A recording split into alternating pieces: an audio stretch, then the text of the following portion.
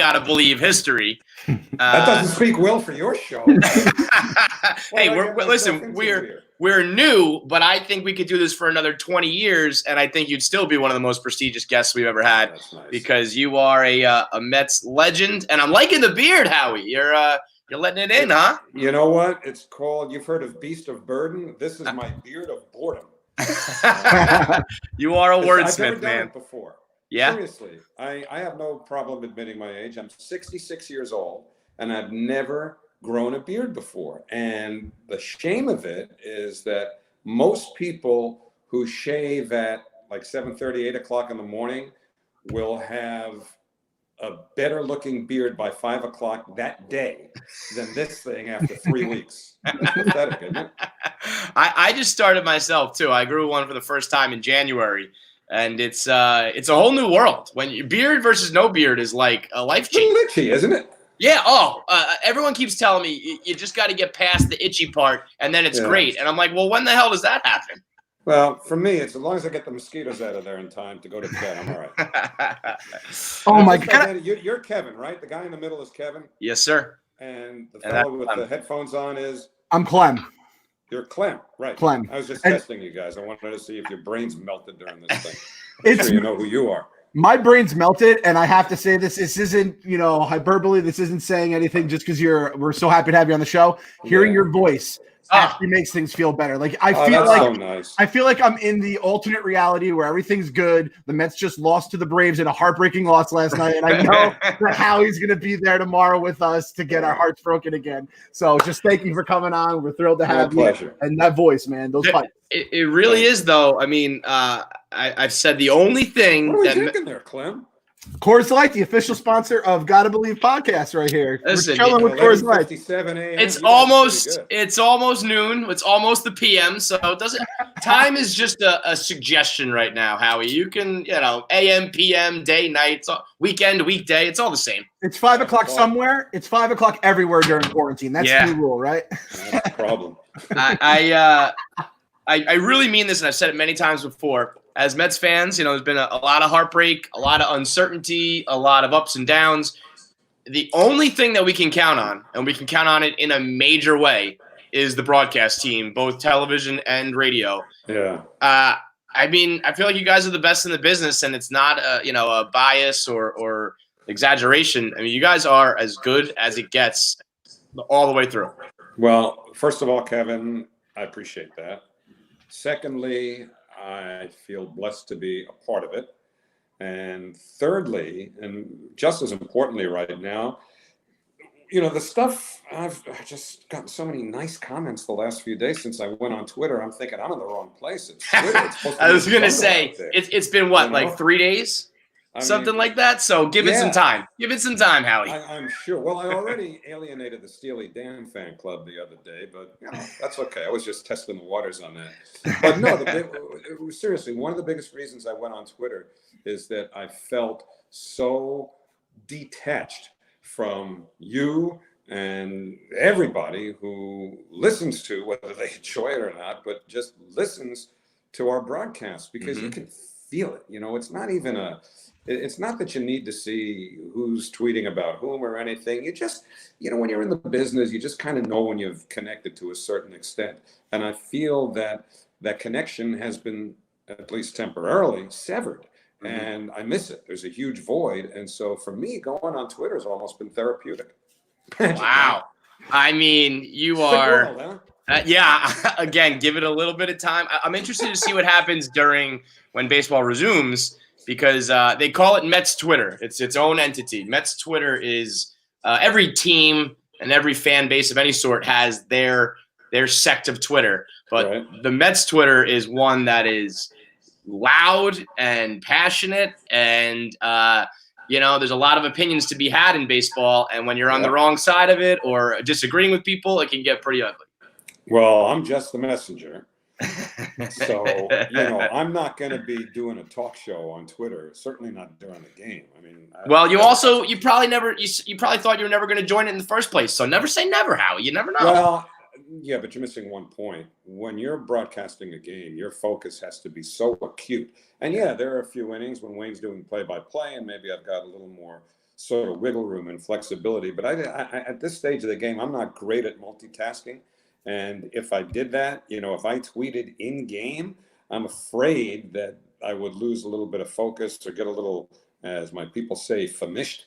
But we'll see. You just said never say never. So I can't, if I'm on there, I can't count anything out anymore. Mike Francesa said he was never going to join Twitter, and he's on my feed more than like anyone else these days. He's screaming at air right now. So we got you hooked, and Twitter gets its hooks into you. I told Alyssa, I said, get him on to the, put him in our books, and by books, I mean it's like just a cesspool of craziness. But Mets Twitter, just like Mets fans, we're a crazy bunch, but it's Chicken Little Twitter. The sky is always falling, but we got to believe, right? I'm going to try to assume the role of healer.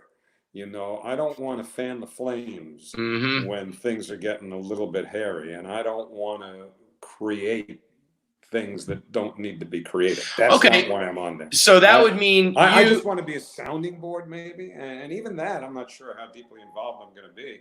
As far as I'm certainly not going to be dealing with a lot of strategic stuff. Well, if you're over here on one end of the spectrum, I'm on the other, just throwing gasoline on it and just stirring the pot. And because to me, that's my therapy. I gotta get out. When they blow a save or when something goes wrong, I gotta get it out in some way. If it wasn't for Twitter, I don't know where I'd be, because who knows how that would manifest itself. Yeah. I feel like you really are, though, out of a franchise that like I said, has had their missteps and a lot of heartache and a lot of opinions. I don't think I've ever heard him. I know for a fact I've never heard a Mets fan be like, I don't like Howie. Well, that's really sweet too. It's true. I mean, you look at Yankee fans. I know Yankee fans who don't love their broadcast. I've heard other teams who don't love their home team broadcast, and I just don't think that's the case with the Mets. We all unanimously love you. Well, I appreciate that, and it comes right back at you, because really we're all coming out of the same family, essentially. And I mean that because, my career has enabled me to become an open book, certainly when it comes to the Mets, because going back over 30 years, my goodness, it's back to 1987. So that's literally 33 years ago is when I started to connect to fans via Mets Extra, and you guys may even be too young to remember that. Is that possible? Do you guys even remember Mets Extra? Yeah. Okay, vaguely, obviously. Yeah. Yeah. Oh boy, you want to know why I'm growing a beard? I'm lucky I got anything left to grow. But the beauty of it for me is that I felt I connected on sort of a visceral level with the fans going back to 1987, because I was doing this pre and post game show, which featured phone calls in the early days on both ends, and I could have done it one or two ways. I could have been intentionally bland and played it down the middle, or basically just kind of threw my resume out there and said, okay, now looky here. I grew up in Bayside, Queens, a huge Mets fan. I remember the Mets since day one, and I've been emotionally invested in them. And when they lose, it's going to hurt. When they win, it's going to feel, in some cases, euphoric. But that doesn't mean we can't discuss the issues somewhat objectively, or really honestly would be the better word. And I think through that and the help that I got from people like Davey Johnson right off the bat, who sort of played along and allowed me to ask the kinds of questions that I think the fans would want to know the answers to, I think that's what sort of strengthened the bond you alluded to a little while ago. But that's something that's so precious to me and means everything. And to hear you say that is very, very nice. I think that's the key. I mean, right, Clem? I think you'd agree that we can tell, and you're professional about it, but we can tell in your voice and just knowing you that it hurts when they lose and you're happy when they win.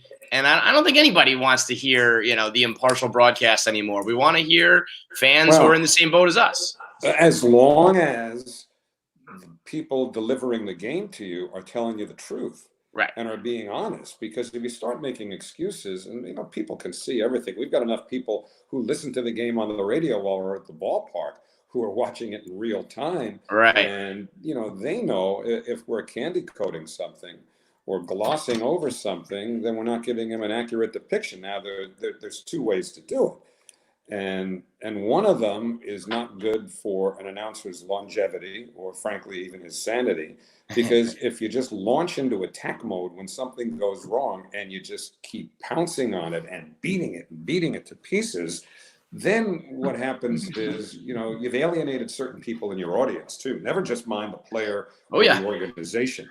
You don't want to get to a point where you conflate the game from a talk show. There's plenty of time later on for that. My job does not entail basically doing what I did when I was taking phone calls on Mets Extra. There's a huge difference. And I like this one a whole lot better than that one, to be honest with you, because there's nothing like broadcasting a game in real time. Trust me, it's just the best. I couldn't even fathom. And like Kevin said too, the Mets fans, your own. You can see in someone's eyes they've been through the ringers as a Mets fan, and I think that's what kind of makes this such a special group, from the announcers and the way you guys tell it like it is and can't sugarcoat anything, because no one knows what it's like to be a Mets fan. It's a very unique team, for better or worse, right? And it kind of comes back to Kevin and I will always be, crying about whatever had happened with the Mets, whether it's a game or like a PR nightmare or something has happened. And people, our coworkers, when they used to work from home in Boston and Chicago, wouldn't really understand it. Then, it was funny. Our boss, Dave Portnoy, he's a Boston guy. He always thought we were being Chicken Littles crying the sky is falling. And he heard your call the day after the Mr. Met gave the finger. And it was so reserved about how, last night, fans had a little bit of a show, and you never know what you're going to see. You come to the. I don't even remember what I said about that. It was great. I said anything. Really? He loved it. Yeah, everyone in the office loved it. I have no recollection because of addressing that. Because it was so. Because this team has been through so much, and that, as funny as it was, that doesn't even crack like the top 100 of wacky things that happen to the Mets. So the way you did it was just like. Like Mr. Met put on a little bit of a show for the fans, and the 2-1 pitch. Like, you just kept going, and it was just like, another day at the ballpark here. But then you leave it alone, right? I don't think I dwelled on it. No. You definitely you just kept it moving, and we were selling T-shirts. We're going crazy. The fans can't get enough, and Howie just just dropped it into the broadcast, no problem. But you know what? You know what the beauty of it is, and this is that connection I was alluding to before. We, meaning all of us, Gary, Keith, Ron, Wayne, and myself, we can say stuff in that way, and it's almost with a little subliminal wink and a smile, right? Because absolutely, we just sort of get it. Absolutely. So we don't need to be expansive. We don't need to tear it up. We just need to kind of say, hey, what happened last night? Right. It's all just, wasn't it? It's a little move on. Yep, a little reference. You allude to this, allude to that, and the fans just it's like speaking a language. Like, we speak Mets and we know it, and you guys do it so well. And it's so you keep saying the word beauty, and I really think that the game of baseball has such like pageantry and history, and then I think the broadcast adds so much of that. And well, thank you. I feel I when I was in college, I worked at the radio, WFUV. And I tried my hand at play-by-play, and I was doing the Brooklyn Cyclones, just recording on a tape cassette just for practice. That's the way we all started, though. I was Warner Wolf. I met him that night, and it was like a beautiful night, overlooking Coney Island. And there was, and I remember thinking like, this is like beautiful. Maybe that sounds corny or a little like over the top, but it's like there's something about baseball and the way you broadcast that it's like art. Well. Thank you. I appreciate that. I've got nowhere to go, but thank you. It really is like we are Mets fans. I feel like we're the family that the parents, they don't really take care of us sometimes, and we're kind of just left to our own accord. And we have cousins, like the announcers are the cousins and the brothers and the sisters, and even the fans. I'm telling you, out of all the things I do at Barstool, I think Kevin's probably the same. We get more like you guys speak exactly the way I think and talk to my friends and my dad and my mom and all this kind of stuff. And it makes me so proud. But I think it's just this team has done it to us where we're the only ones in the foxhole. Because we know the people across town in the $1 million mansion across the street aren't feeling bad for us. They're laughing at us. And when you and someone just said this in the chat, when you give them a little extra, put it in the books after a Yankees win, it kind of just lifts me to like another level. What's your favorite put in the books? Do you have one that sticks out? Because I have a very specific one. Yeah, I think I do.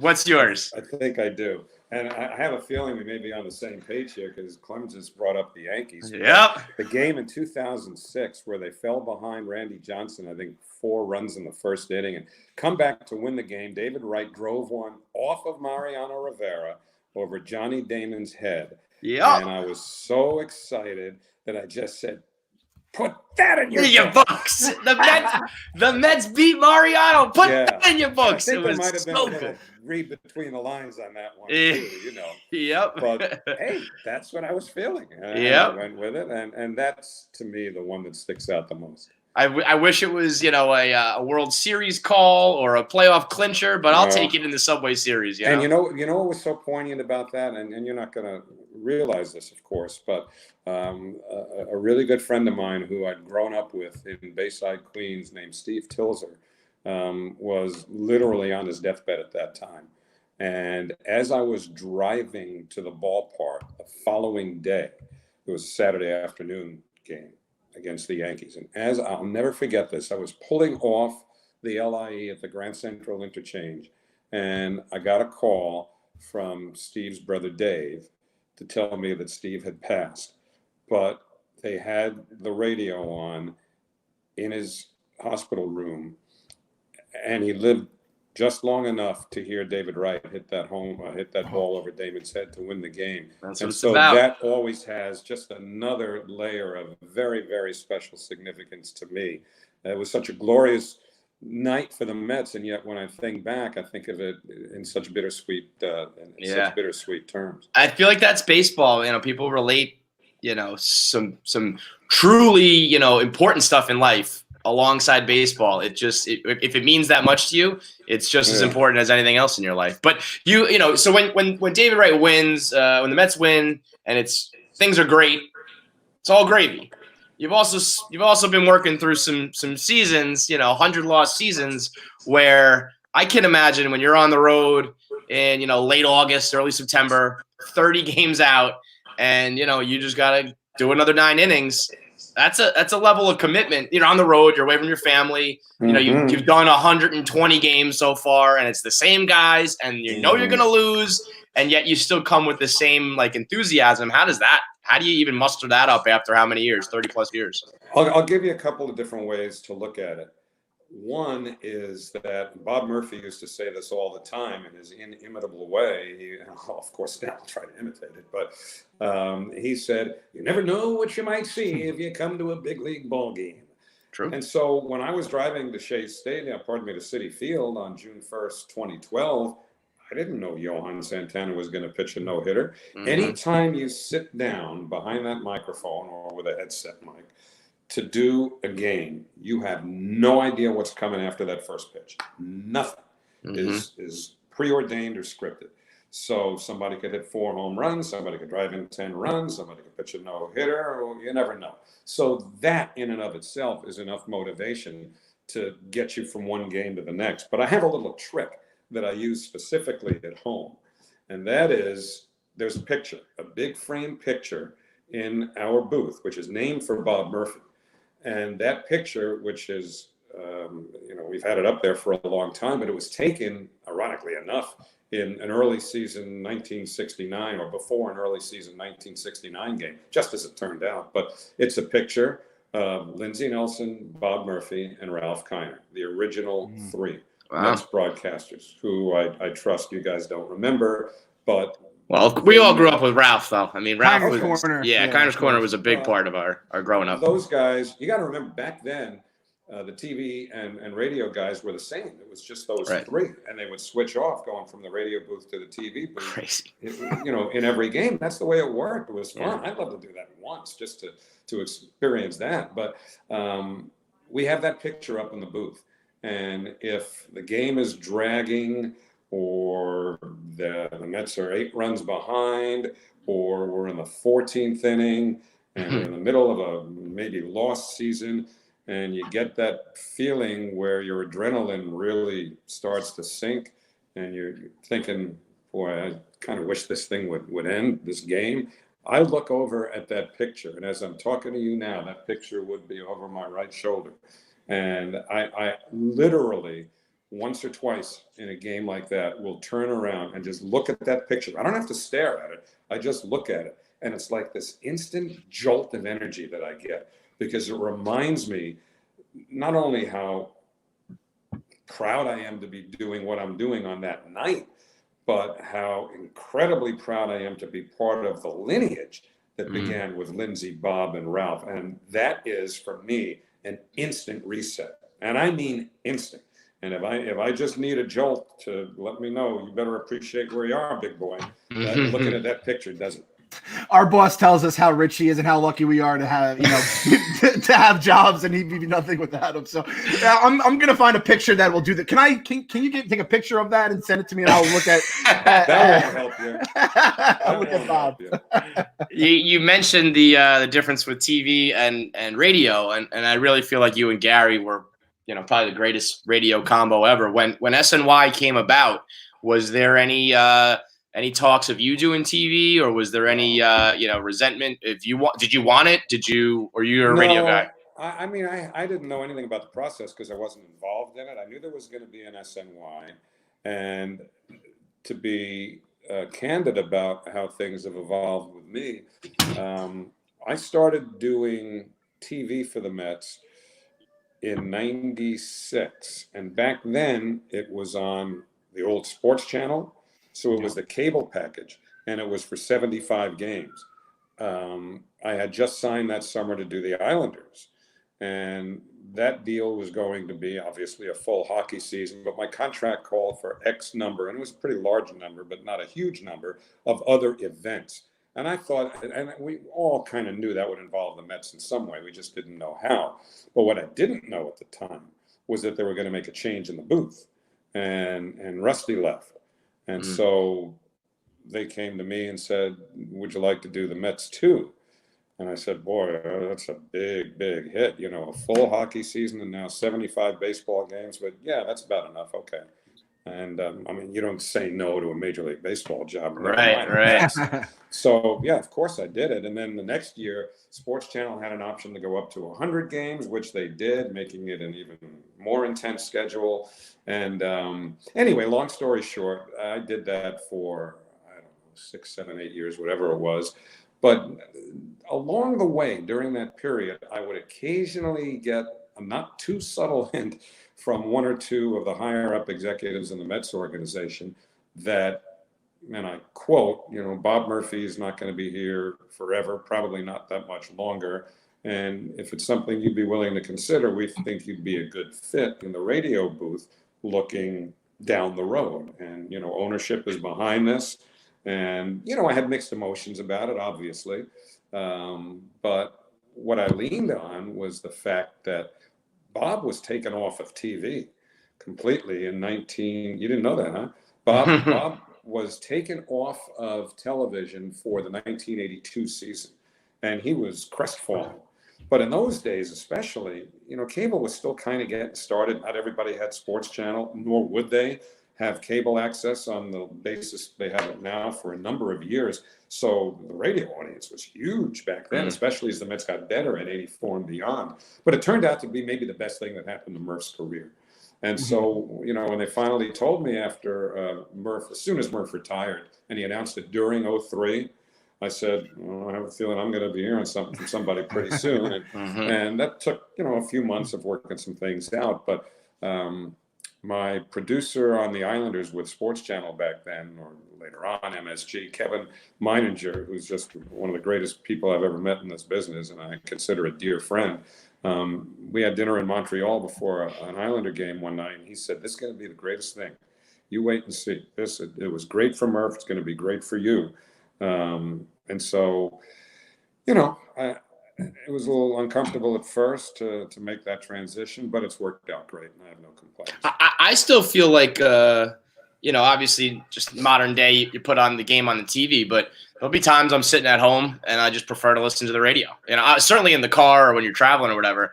but there's something about listening to a baseball game, and there's just so I think it's the most interesting of all broadcasts because there's so much downtime, and it really is more about you storytelling and filling that air with great tidbits. And I mean, you gotta know a lot of shit to be able to fill a 4 hour and especially when with the Mets who seem to go extra innings like every other night. It feels like do you ever just run out of stuff? Are you ever just like I've said all well, I what happens?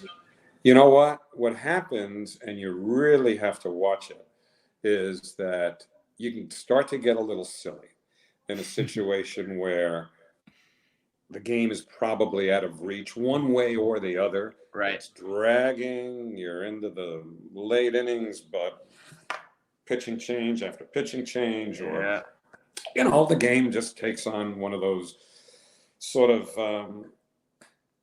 those games where just nothing much is going on, and you could either leave a ton of dead air, which I don't like to do, or you could just find stuff. And I've been blessed with partners over the years who will go anywhere. I mean, one night Wayne Hagan started singing the lyrics to the Bonanza theme song, an old TV show. I didn't even know there were words to the Bonanza theme song, and he came up with them. So it's little things like that. But let me do a quick tiny bit of market research here. When you say the game's on TV, but you guys are listening at home, I'm just curious because it's such a new world, and I'm always interested on how people get the content now. Are you listening on an old transistor radio, game day audio? Are you listening via the radio.com app on your phone? I got the MLB at bat app, I think it's called. Yeah, I got that app. There are times too. There are times that I'll just hop in the car too, which I know is crazy, but I'll just start driving around. Game? Yeah, I will hop in the car and listen to a few innings just because on like a summer night, it's just and when I was younger, I did actually have a transistor radio, which I used to just get roasted for. My roommates, when I was fresh out of college, I would sit in the backyard with a battery powered transistor radio, and my friends were like, "What are you, 85 years old, dude?" But I love it. I mean, and I'm kind of a nerd. Like I said, when I was in college, I was trying to do it. So I was kind of a radio nerd, and I still am with like sports talk.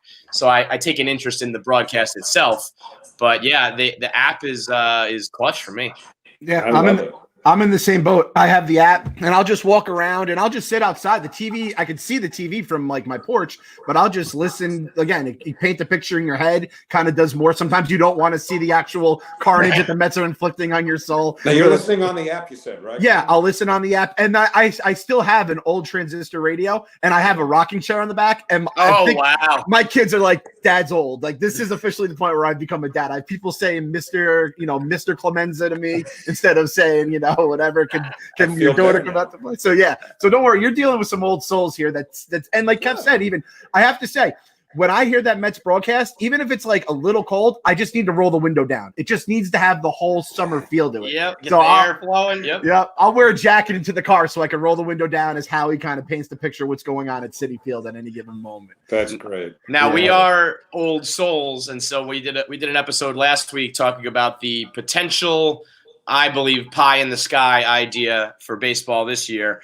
And, we're all eager to watch the game and see it on TV again. But we were kind of against this Frankenstein baseball idea with all the rule changes they were going to have to implement. Where are you on the idea that they floated out there last week? Well, look, I want to see baseball as badly as anybody. And if it means playing in ballparks with no fans, which is becoming increasingly the likely format, probable, yeah, that's fine. But it's not fine. It's terrible. But if that's all we're going to get, then beggars can't be choosers. Yeah, that's the format, or that's the context in which I say that's fine. But I personally, just for myself, have so many reservations about the Arizona plan. I mean, let's look at it pragmatically now. Anybody could get this thing. We all know that. Mm-hmm. And all of the Mets broadcasters, with the exception of Wayne, who's just a young pup, is, in a more vulnerable age bracket. And so, God forbid, one of us come down with this thing while we're sequestered in a hotel. Well, you've got to be quarantined. Let's just assume you lived through it. You've got to be quarantined for X number of days. Well, how are you going to eat? They're going to be bringing room service up and leaving it outside your door? Okay. So you open the door, you bring your tray in. Nobody's coming in to clean your room. Nobody's coming in to take your tray. 2 meals a day, 3 meals a day, you're going to have dishes and stuff stacked up along every wall. The room's going to get dusty. That's just one basic, tiny little thing. But, some of the other stuff, I mean, not being able to utilize the dugout for players to sit next to, they'd be sitting in the stands, and they're talking about expanding the rosters. I mean, manager would have to call up to the upper deck to get a the way that's going. I just would you be, if you could, the actual game itself, like the ideas of the 7-inning doubleheaders, the electronic umpires, what are your thoughts on the actual gameplay they proposed? Well, let's take them one at a time. The 7-inning doubleheaders, I think, would be born of necessity to try to get as many games in. Right. And I would be very supportive of that. Would you? I feel like 7 innings is like, you're He's radically. I know. I mean, it's good for us. Hey, less bullpen is always a good thing for the New York Mets. But, Jacob deGrom maybe can finally get some wins under his belt if he pitches on doubleheader days. But I feel like that's radically changing. Sure it is. 7 innings. But we go into this season, and hopefully only this one, by acknowledging, okay, this is unique. So we've got baseball this way this year, or we've got nothing. If ever you were going to experiment and fool around with different ideas that have been floated, look, we're all going to be so elated at getting baseball back that you can just devise a checklist. 7-inning doubleheaders, you see a few of them, like it, dislike it. Robotic umps, I'm not sold on it, because what I heard in the Atlantic League last year was a virtual disaster. Was it? It wasn't even. Yeah, it wasn't even close. In what regards? Like, it just the technology didn't work. I mean, it's so blatantly wrong. So that I have no interest in seeing robotic umps anytime soon. But then you look into things like I don't love home run derby to end an extra inning game, just because I hate the NHL shootout with such passion. I always would joke about how bad the shootout is by saying, well, they don't do a home run derby to, right. Major League now Baseball they might be doing it. Yeah. No, I would hate that. Now they want to put a player on second base in the 10th inning. I'd be more intrigued by that than I would by home run derby. I never get caught up in home run derby. I'm okay with a couple tweaks here and there. My thing was that if it all happened at once for the very first time in a shortened season, and when there's a lot worse things going on, it just, I said this: if we play and the Yankees win the World Series, this season does not count. Put an asterisk on everything. And if the Mets are somehow good, this was totally normal baseball. Everything counts. Right. So there's what happens. So you get an 80 or 100 game season. The Mets win the whole thing, and you're going to spend the rest of your life hearing from people who are trying to delegitimize it. We got to deal with the Santana no-hitter that way. Exactly that. It's like, do I even want that? Because I'll just hear forever how it didn't count from the crosstown rivals. But so you've been since '87, you said. So you unfortunately missed that '86 year. But since then, and by the way, those uniforms in '87, how come that was a 1-year thing? That's my favorite Mets uniform ever. And with the New York script. The New York script. I love it. How come it was just 1 year? They couldn't even give it a little more? Well, because they never should have changed off of what they currently use for the road uniforms, and did since their inception. See, now you've gotten me into a subject that'll probably get me in trouble. No, let's go. What do you think of the blacks? You like the black Howie's uniforms? getting hot. I like it. There's a big push for the black uniforms right now. Where does Howie fall in the blacks? I would like to see every one of those black jerseys taken out to a bonfire. Yes. I'm sorry. Yes. Sorry, Pete Alonso. You're wrong. It's terrible. Let's go back. You talked about we all speak the same language. Well, the language says very explicitly in the song, which is really an anthem for the New York Mets and their fans, all the fans are true to the orange and blue. Do we have to put something in there parenthetically that says not black? The Mets colors are blue and orange and white, period. And there's a great reason for it. I don't know if you guys know this or not, but the derivation of the Mets uniform when the Mets were conceived and played their first game in 1962. The pinstripes were taken from the Yankees. Their uniform pays tribute or homage to all three of their predecessors in New York. The blue is an homage to the Dodgers. The orange is an homage to the Giants. History, you don't outgrow history. History is exactly what it is. Years pass, and it goes a little bit further into the recesses, unfortunately, of some people's minds. I never liked the black jerseys. I used to fight verbally with Charlie Samuels about them all the time. And the Mets were actually a little late to the party with them, frankly, because so many teams just gratuitously went to black who had no black in their uniforms whatsoever. And if ever a ship had sailed, it was that. And when they started using them the first time, now just get those things out of my sight. Get out of here. Schmutters, that's what they are. Do you ever think, sometimes I get a little fed up with how much the Mets have continually paid homage to the previous franchises, and Citi Field practically being a shrine to the Dodgers and Jackie Robinson, and then you add in the controversy with the Tom Seaver statue and whatnot. Sometimes I feel like we gotta remember we're our own franchise and we gotta talk about the Mets. Well, that's why I'm so passionate when it comes to the uniforms, because those uniforms are perfect, frankly. And look, I get the way the world works nowadays. Alternate uniforms are a thing. They're here. But we've got beautiful blue alternate tops. You can tweak those too, play around a little bit if you want. Or why don't we just do the Mercury Mets? Why don't we do 162 of those? Oh, my God. I actually had to I didn't wear it. I had to show it on camera. I was doing TV with Fran Healy that night. Yeah. And I'll show you how dumb I am. They throw me this jersey. They say, show the jersey, show the jersey. So we're on camera, and I hold it up. And as I'm holding it up, I say, wait a minute, what number did I get? And I turn around, and it's 21. I go, yeah, Cleon. And I'm feeling real good about getting Cleon Jones's number until I realized, dumbbell, that the 21 is because the entire project was sponsored by Century 21. So I'm going, oh, Cleon. I think everybody would have had a 21 in the booth. But, that literally was the worst thing the Mets have ever worn on a field. Atrocious.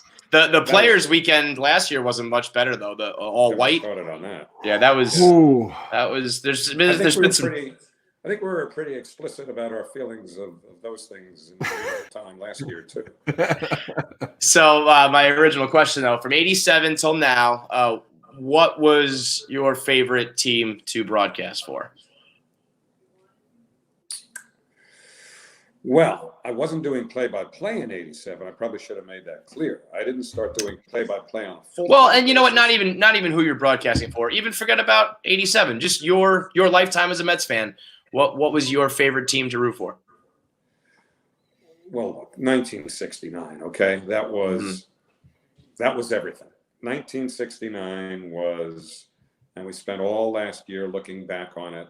The most incredible thing that could ever happen to a 15-year-old fan. Oh, it's perfect. That is perfect timing. Seriously, you have to right. You have to understand what the Mets were, what they had been, what the world was like. I did have a couple of, I don't know why this is, we're leaning on them, but there were so many great books last year that I can show you about the 1969 Mets. I can reach back right here. Yeah. Don't mind me. I'm just fooling around here.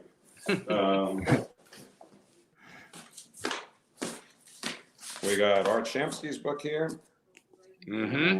Back this up. There you go. This was a great one. Wayne Coffey's book here. This is a great one. And I think I gave somebody where I live here Ron Swoboda's book too. Here's the Catch. All three of those books were fabulous.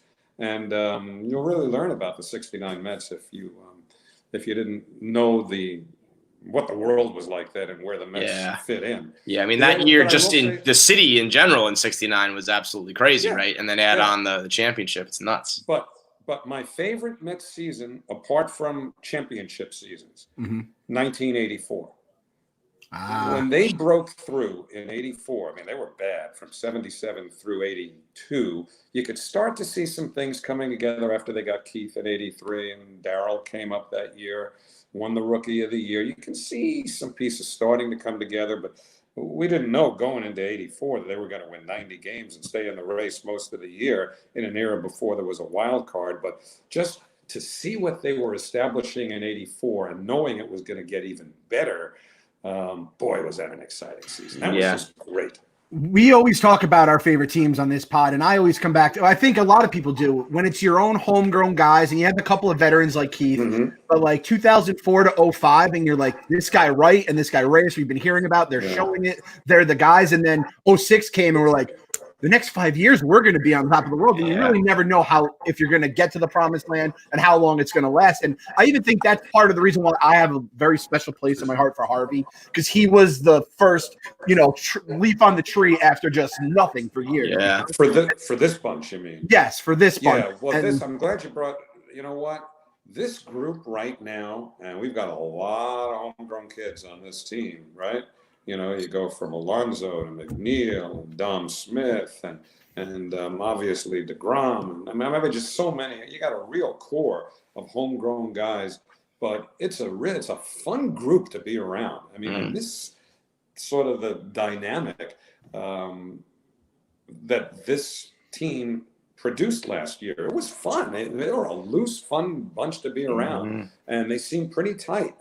J.D. Davis fit right in. He's not homegrown, but let's face it, he's a guy who had his breakthrough years at Met last year.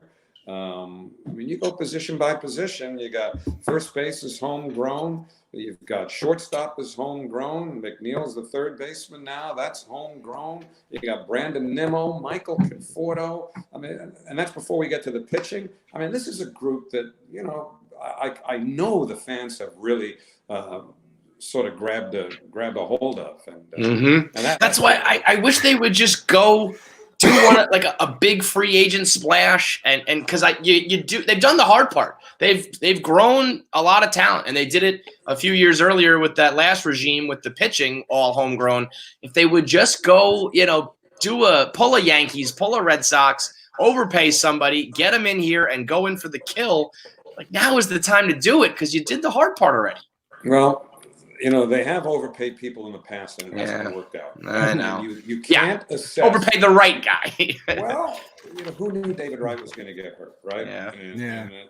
And how things would work out there. And he's just one of the greatest people I've ever met in sports. And, you're not supposed to really feel sorry for guys who, No, I hate that. I hate that narrative. But David Wright, let me tell you, I feel bad that David. Yes, of course. We're not talking. They're not starving at the end of the day, and I don't feel that bad for them. But their life was this game, and he should have had so much better. Of course, you feel bad for him. He's an angel. He's an angel, Howie. He's an angel sent to this world to play baseball for us, and he was taken far too soon. Which kind of takes us. He's still around, That's true. Which kind of to kind of reflect off Kevin's original question about your favorite thing, like, was there a team that you just hated, or like kind of maybe an era? Because we have this bracket here, the Mets misery bracket. It's 64 moments in Mets history. And to be honest, Nolan Ryan getting traded isn't on the list. There's a bunch of things that didn't even make this bracket that was put together. You could do 100 brackets about the Mets. I think we all know that. Was there a team, a time? I sound like the Mets marketing department. The Mets, the place that you kind of just like, those are the dark days. Yes, 92, 93. That was gruesome. That was embarrassing. I mean, that was just a bad bunch. It was put together poorly, and unfortunately, that's when Al Harrison was the general manager. And I'm not trying to dump on Al now, but he was miscast as a GM, because when you're putting a team together, you have to take into account how these pieces fit.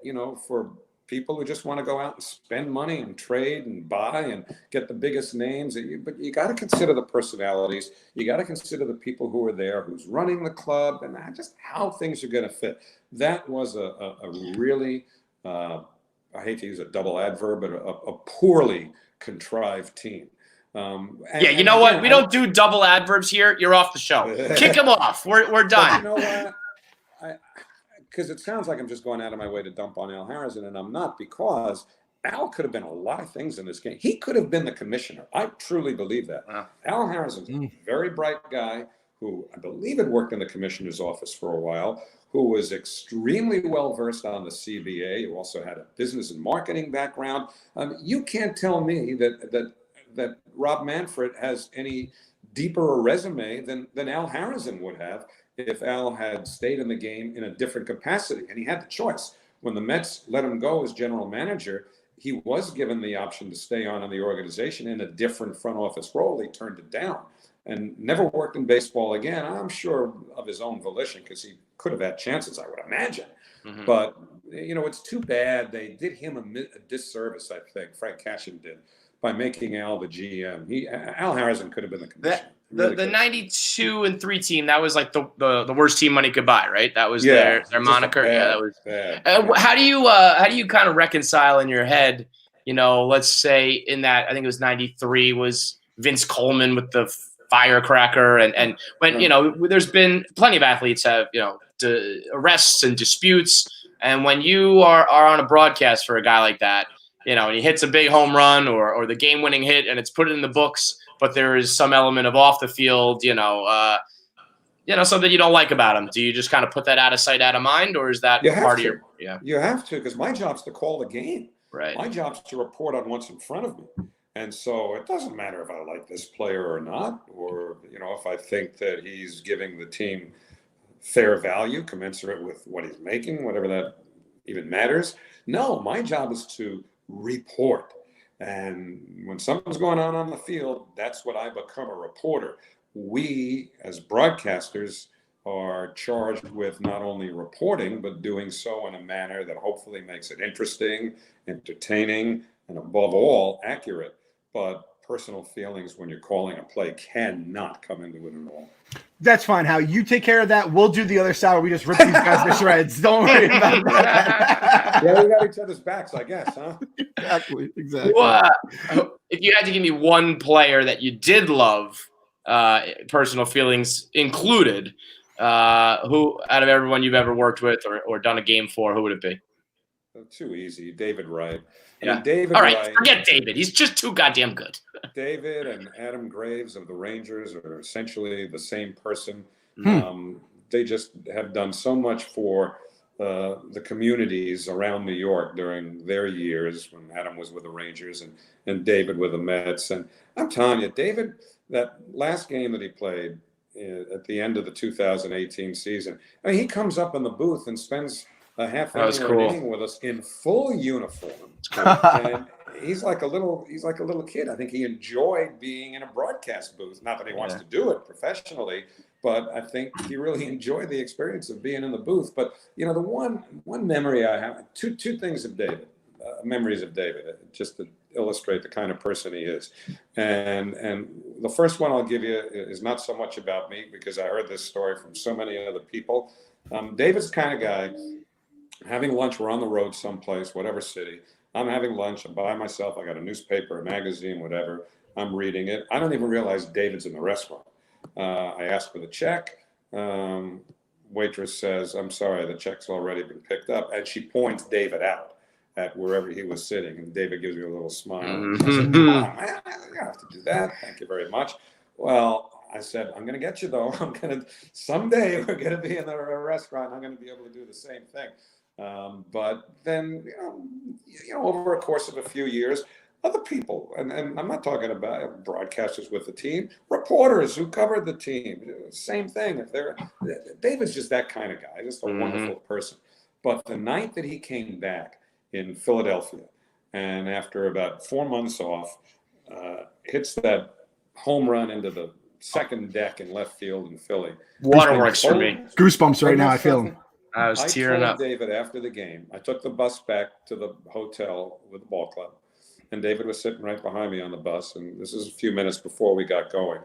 I just turned around and said, "David, I could count on one hand, and probably wouldn't need every finger, to imagine or recall the number of times that I have actually felt goosebumps while I was making a call. And that home run was one of them." And, the way he reacted was everything David Wright was about. He just seemed so genuinely touched by that. And believe me, you could say stuff like that to other athletes, and they would just kind of give you a perfunctory Whatever. thanks. Yeah. But David, you can just tell he was so touched, and David was just such a part of this organization in every way. He was so close to Shannon Ford, may she rest in peace, and was just such a shoulder for her throughout the ordeal that she went through. But he's like that. He's been like that to everybody. He's just a very, very special person. And he's a hell of a ball player too. I think sometimes people Yeah. forget when he was healthy, he was awesome. Of course, I don't even know the number 2 is even close. Yeah. What was any other goosebump moments come to mind? Yeah, ironically, because when I mentioned that to David, it was in August of 2015. 2 months later, well, I'll give you 2. I'll back it up to 2012 when Santana struck out David Freese to complete the no-hitter. I couldn't even believe the ball. I mean, you've been waiting for that. Yeah, Gary's call was perfect. Just 3 words. It has happened. Yeah. Do you know Kevin didn't tell his mom that the no-hitter was going on, so he didn't jinx it? Diehard Mets fan, and he didn't even tell his mom. So she missed it. My mom is like, her father and then her are the reason why, for better or worse, I'm a Mets fan. And she's not as obsessive anymore in her older age. Doesn't watch every game, but we talk. She watches a lot, and we talk a lot. And I got superstitious, and I didn't want to tell her. And so as soon as that final out's recorded, I call her up. I said, "Were you watching?" She said, "Watching what?" I said, "The Mets just threw no hitter." She did not talk to me for 2 straight weeks. I'm surprised she didn't disown you. She was. I've never felt worse. Like it was not a joke. It was not like a funny thing she was doing.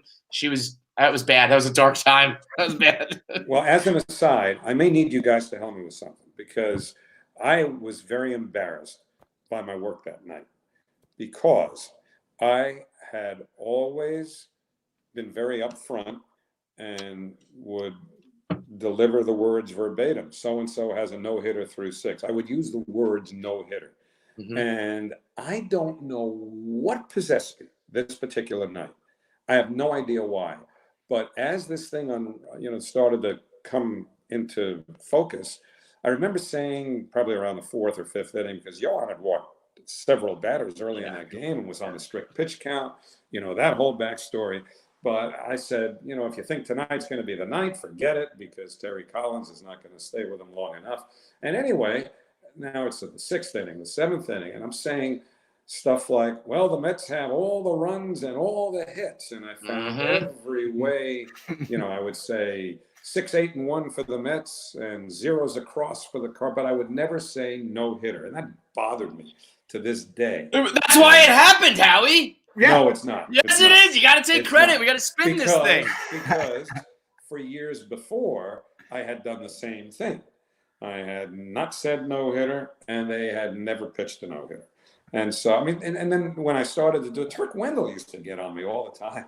And Turk's a great guy. Turk's a couple of times a year, fantasy camp. But, I could say somebody's got a no-hitter going in the 5th or 6th inning.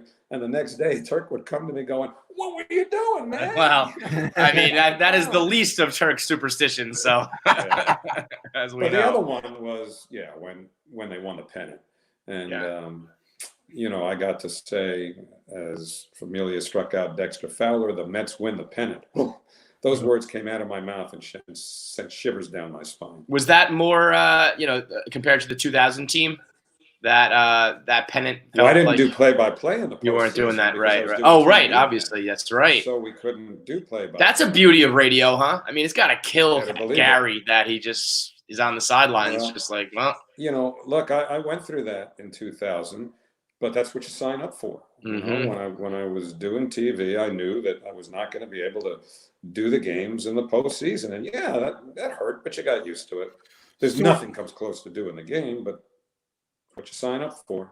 Are you watching the games with like Alyssa and the family when you're off during the playoffs and living and dying and all that kind of stuff? Because back then. Well, I guess she's. Well, now I'm doing them. If they're in, I'm doing them. But I'm saying back then. Are you just like what are you like when you're away and you're at home and you have to live and die, but you don't have a microphone in front of you? I wasn't home. I was working because what we would do would be pre and post game shows. And I'll tell you a funny story about the Ventura game. The Grand Slam single.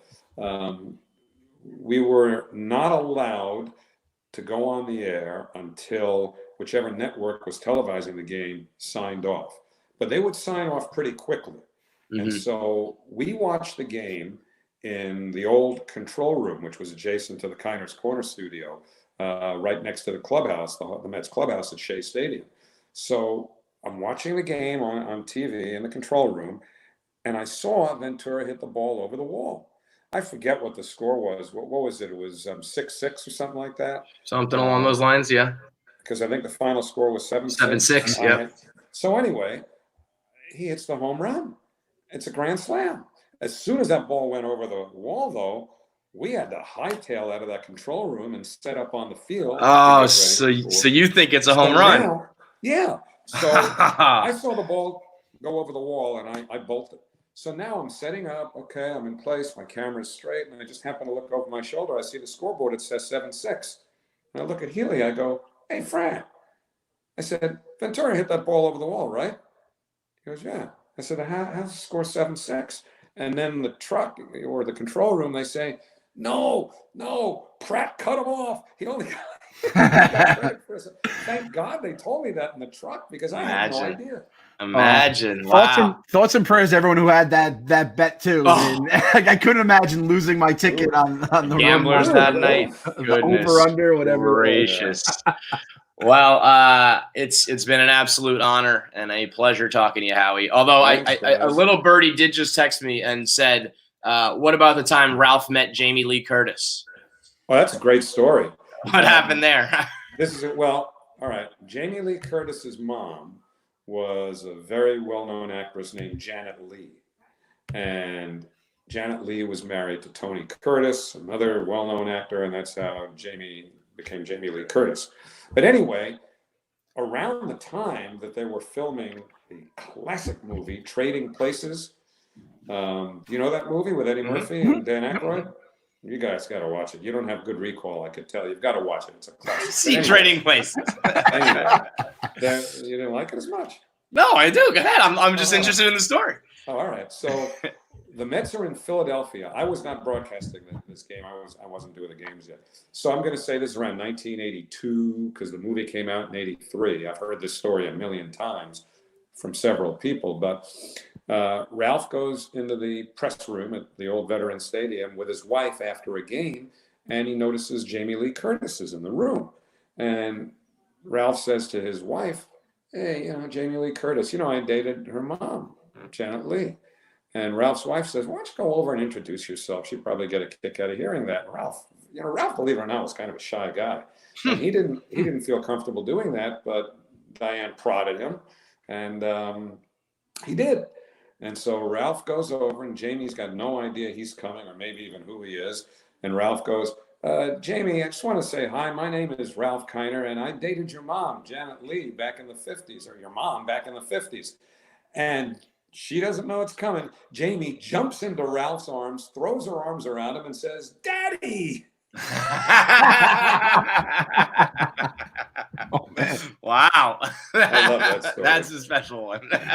Yeah. Well, there's been a cast of characters involved with that organization for a long time, and you are right at the top of that list, man. You're one of the best in the game, and I don't, like I said, there's not a Mets fan alive who doesn't love you. So appreciate all that you do, because I do feel like a lot of people sometimes might not realize or think about, you're on the road just as much as they are, the players, and it's a nightly grind for you just as much as anybody in baseball. So, probably a little bit of a thankless job at times, but we want to thank you because it's been great listening to you. It's all good.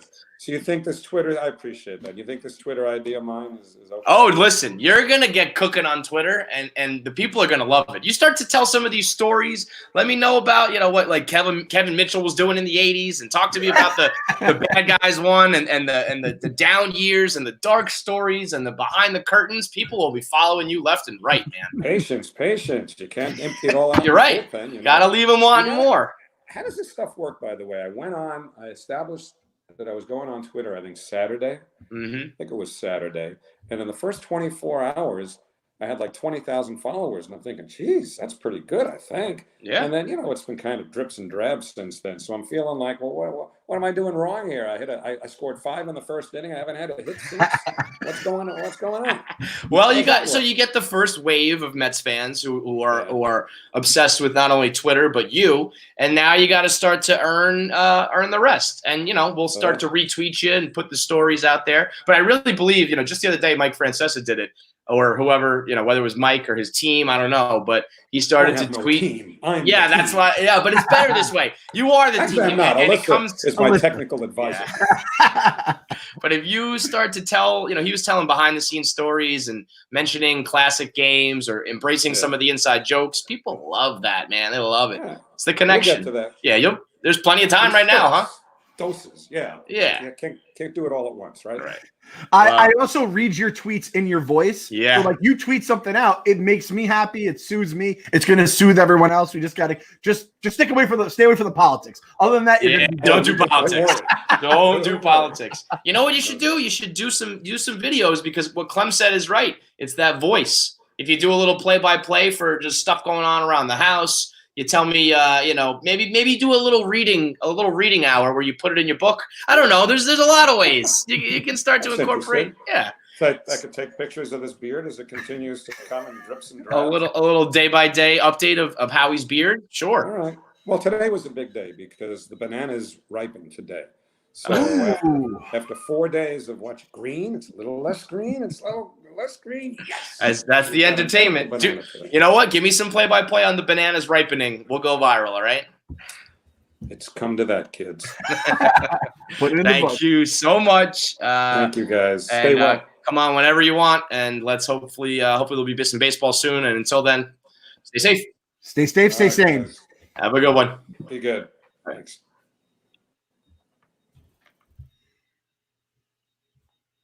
Cool. All right. Well, it's Kev. Hope you guys enjoyed that. That was fucking awesome. I was basically Chris Farley, just looking at Paul McCartney and just being like, yes, on the Chris Farley show. I think we covered a bunch of stuff. We didn't cover, I have notes here. If we can get him back on, I want to just talk. I could talk the Matt Toe call for 10 minutes straight. We try to keep it Met centric. There's, again, with the Mets, there's plenty of stuff to talk about. Who's Clem tonight? Got to be Howie Rose. That would be fun. That voice, it really is. It's just, what do they say? Peanut butter with velvet. That's the that commercial. I think it was Joe Buck commercial back in the day. Howie's a walking encyclopedia. Awesome guy. Awesome dude.